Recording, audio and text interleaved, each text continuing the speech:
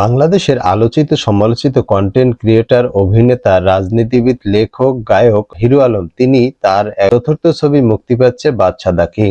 এই ছবিটি 11ই অক্টোবর মুক্তি পাবে। ছবিতে হিরো আলমের পাশাপাশি রিয়া মনি অভিনয় করেছে। এছাড়াও বাংলাদেশের খ্যাতিমান বেশ কিছু অভিনেতা কাজী হায়াৎ, মেহেদী, নায়িকা একা সহ বেশ কিছু গুণী ব্যক্তির অভিনয় করেছে। তো প্রথম ছবি সম্বন্ধে যা বললেন নায়িকা রিয়া মনি।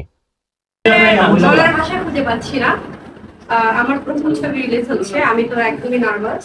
আসলে যেহেতু আমি নতুন, হিরো আলমের হাত ধরে আমার হচ্ছে মিডিয়াতে আসা, সেক্ষেত্রে মুভি করতে গিয়ে অবশ্যই আমার অভিজ্ঞতা বেড়েছে।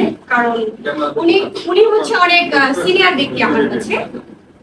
এর আগে ওনার হচ্ছে কয়টা মুভি রিলিজ হয়েছে, 3টা মুভি রিলিজ হয়েছে, আর আমার এই প্রথম মুভি রিলিজ হচ্ছে বাদশা দ্য কিং। তো শুটিং করতে গিয়ে অনেক ক্ষেত্রেই আমি হিরো আলমের কাছ থেকে হেল্প পেয়েছি।